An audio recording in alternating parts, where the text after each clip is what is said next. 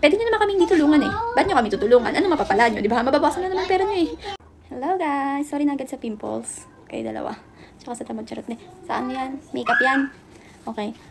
These are the list of the persons I am grateful for. Pero yung iba wala na. Okay. And why? Part 1 lang to ha. Okay. Unahin natin si Ate B. Ate B o Aling B.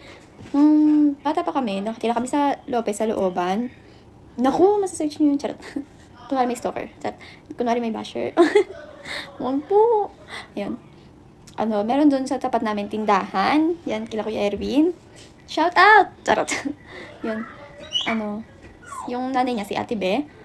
Yan, siya yung isa sa pinakamabait na kaibigan ni Mama. Tapos, alam mo yung, bata pa kasi kami. Alam namin talaga na mahirap kami. Pero, minsan hindi siya pinaparamdam sa amin ng magulang namin. Pero, nararamdaman namin. Tapos, ayun. May abot lang sa akin si Mama na papel. Tapos sabi, abot mo kay Ate Be, gano'n. Tapos hindi ko alam. Noong una, hindi ko binubuksan. Pero, nung mga huli, na-realize ko na, ba't tumimigay ng grocery, gano'n. Yun pala, nangungutang pala yung nanay ko. Yung papel pala, listahan pala ng utang. Tapos yun, inaabot niya yun kay Ate Be. Pinapaabot niya sa amin ng mga kapatid ko, kung sino man.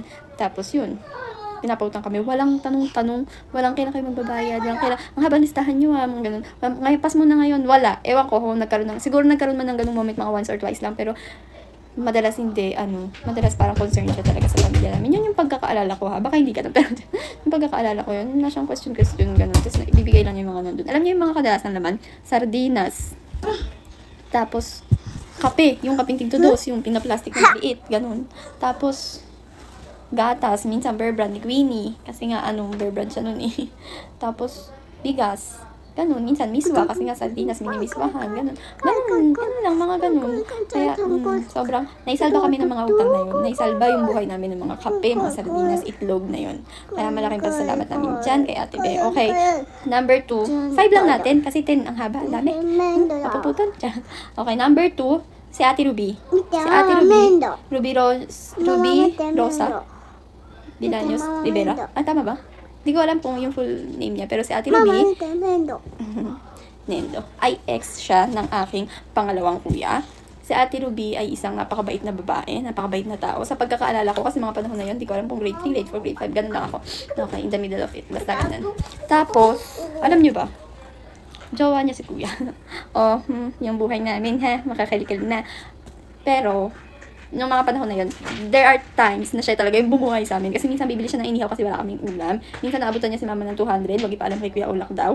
Tapos, may mga ganun siyang moment na talagang, oh my God, yung 200 na to, pang 3 araw na namin ulam to. Mga ganung moment. Hindi ko rin yun alam talaga noong mga panahon na yun. Ang alam ko, yung pag dumating siya, ay, may dala siyang balot, may dala siyang inihaw, may dala siyang kahit ano. Siguro kasi sa instinct niya, alam niya wala kaming pera, wala kaming ulam. Pero syempre, pag meron kami, kain ka anytime. Tapos minsan, nagpapagawa siya sa nanay niya. Pag may birthday sa amin, nagkakaroon sa amin, pagawa siya sa mama niya, makablanka. Tapos yun, regalo niya sa amin. Mabait si Ate Ruby. Meron siyang special part in our hearts. Pamilya namin. Pati si Ate Be. Alam ko, hindi lang ako, kundi sa buong pamilya ko. Yan, number 3. Okay, buhay pa to ha. Si Ate Marie Chris. Si Ate Marie Chris ay ex ng panganay kong kuya. Okay, si Ate Marie Chris, masarap siya magluto ng bagoong. Okay.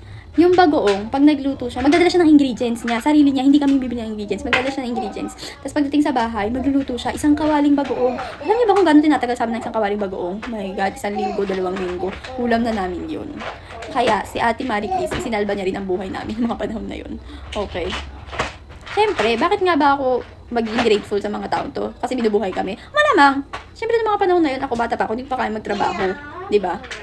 Kung mayroon ng pagkakataon na maibalik sa kanila yung, alam mo yun, yung kaligayahan o pasasalamat.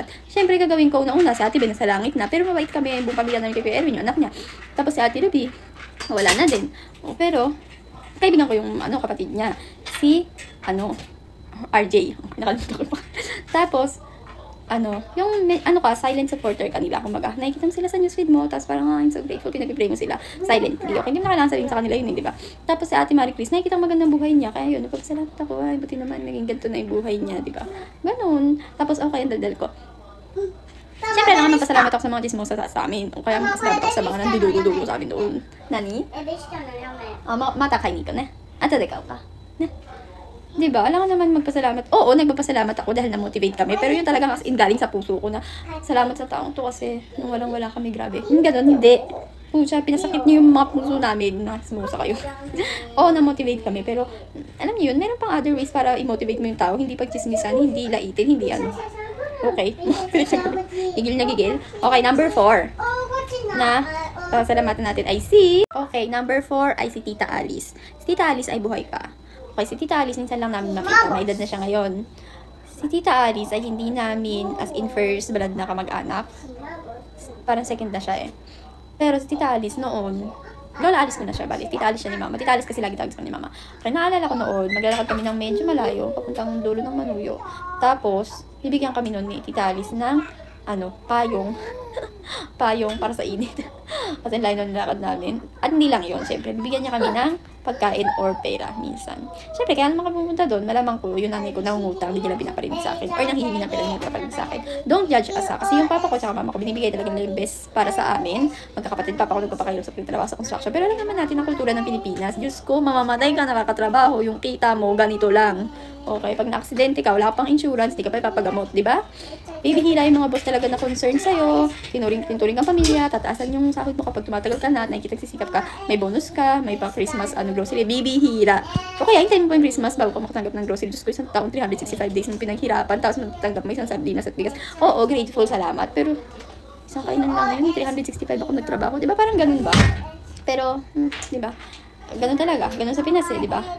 Minsan kahit nga college degree ka, yung trabaho mo, ang baba ng tingin sa'yo, di ba? Ang baba ng sahod. Hindi ka tinatrato na maayos, di ba? Kung saan napapapunta tong kwento ko, okay na. Basta, tas yung nanay ko, ginagawa niya naman lahat, naglalabada siya, tapos, minsan, ano pa ba ginagawa niya, minsan kung ano binibenta niya, ganyan. Nagtinda kami ng isda, naglako kami ng isda. Marami kami mga bagay na ginawa.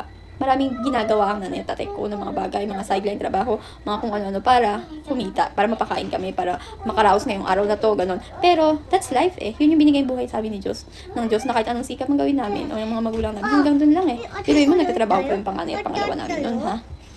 Pero ang dami ningas namin magkakapatid, nagpapagatas pa para kay Queenie, tapos na, kaya ganon. Pero, ganun talaga. At least, tapos na yung part na yun, di ba? Naranasan namin yung part na yun noon. So, ngayon, going up kami. Or hindi man going up, unstable na ganyan. Pero, at saka, at least ay namin naranasan. Alangan naman noong unang, yaman-yaman namin, nakiga kami sa tapos biglang magapak, bum. O, di ba? Mas pangit naman yung gano'n. Kaya okay na yun noon na naghirap kami. Hindi namin pinagsisisihan yun. Ang daming lessons na tinuro sa amin doon. Natuto kami magtiwala sa tao. At nalalaman namin na, pwede ka pala mahalin ng tao kahit wala kang pera. Ganun. Okay. Tapos, panglima, si Ate Ana. Okay, wait lang. Itong mga to ay yung hindi family related. Halimbawa, hindi ko lola, lolo, pinsan, at hindi first blood related. Okay. Syempre, I'm grateful for my siblings, my parents, diba, mga pamangkin, ganyan. I'm grateful for, my family. I'm grateful for my lola, ganyan. Lolo, hindi ako, wala ko na-meet na lolo ko. Pero I'm grateful for my 2 lolas. Tapos, sa mga pinsan ko sa side na yon, both sides, okay? Kahit yung other side, hindi naman masyadong okay sa amin, I'm grateful pa rin. Diba? Kasi half, basta may mga, huwag nyo nang pakilaman yun, ha? Okay, basta may mga pinsan kaming okay kami at masaya kami mo yung relationship namin. Okay, tapos, so hindi kasama yung first blood related na, na family. Okay, so ito yung mga, mga malayo na yung dugo sa amin na sobrang grateful kami kasi pwede nyo naman kaming ditulungan eh. Ba't nyo kami tutulungan? Ano mapapala nyo? Diba? Mababawasan lang naman pera nyo eh. Mababawasan lang naman nyo eh. Diba? Okay lang, huwag kayo mag-guilty. Mga ganun. Parang ganun, diba? Pero, magpasalamat tayo. Kasi itong mga tao to, hindi yan isang beses ka lang tinulungan. Kung isa-isahin ko yung mga taong isang beses na kami tinulungan, baka butin tayo ng mga ilang taon. Diba? Baka araw-araw pwede 365 weeks, pwede mag-vlog ng 5 years ng person na tumulong sa amin. Pero ito yung mga tao na, Diyos ko, mga 50 to 100 times kami tinulungan na wala namang kapalit. Anong kapalit? Chismis? Di ba? Anong kapalit? Kakyutan namin mga kapatid? Di ba? Ganong kabaitan namin? Di ba? Wala naman eh. Wala silang mapapala. Pero bakit ganun kadalas silang tumulong? Di ba? Yun yung hindi mo mapaniwalaan na may mga ganito palang tao. Oh my God, naiyak ako. No, I shouldn't. May mga ganun palang tao. Yung tipo na handa talaga silang tumulong. Kasi nga, nature na nilang tumulong or talagang mga mabuting tao. Mga ganun, di ba? Okay, si Ate Ana. Si Ate Ana ay dating asawa ni Kuya Mike. Oo, ni Kuya Mike. Tapos si Ate Ana, ano siya ni Mama? Kahututang nila. Magkasismisan siya ni Mama. Napakaganda ni Ate Ana, napakasexy niya. Napakabait na tao. Okay, bakit ako grateful kay Ate Ana? O kami. Maraming beses na kami tinulungan. Pero isa sa hindi namin makakalimutan. Ay, thank you. I love you. Mama,これ何? これ怪我したの? え? そう、ちっちゃい頃に。そうそう、チクンしたね。Ikaw na fork na chocolate. Yes, na yun, nakikiano tayo. Ikaw na Chigaw, lolo no fork. Tapos, Yan na fork. パパの電話終わったら食べようね。Tapos, hindi si mama, makahanap na si mama noon. Ito sa pagkakaalala ko lang at sa kwento ni mama. Pareho lang yun, pagkakaalala ko sa kwento ni mama. Tapos, lakas ng ulan, bagyo ata nun. Pero November eh. Tapos, Yes. walang tumatanggap kay mama, walang sumusundo. Siyempre, kasi wala naman kami pera, wala kami pambayad. Tatawag kami yung sidecar, wala kami pambayad. Sasakay namin sa kariton si mama, ayaw magpakalkila ng kariton ng mga tao, kahit yung, medyo kamag-anak namin. Kaya, si Ate Ana, parang siya ata yung tumawag at nagbayad sa sidecar, tapos sinakay si mama sidecar, ganun. Tapos, hindi ko siya masyado maalala yung detail niya, pero para sa isang mga anak na ako, sa isang napakalaking siya, o buntis. Tapos, hindi mo alam kung gaano kahirap yun. Na-realize ko yun, syempre, naging nanay na ako. Pero mga panahon na yun, grabe naman sa Ate Ana, ang galing naman niya. Pero nung nagkaanak na ako, doon ko talaga na-realize na, ay, ganito pala kahirap yung tinitiis ni mama nun. Tapos biglang tinulungan siya ni Ate. Parang, ni Ate Ana, parang masasabi mo na, tulog ng langit si Ate Ana. Anghel siya. Hindi siya Ana, Anghel. Dapat ang pangalan niya. Parang ganon. Ay, nagising na yung isa. Tunat na. Kaya thank you sa inyo lahat. Kahit hindi nyo kailangan tumulong kayong galing sa puso niyo.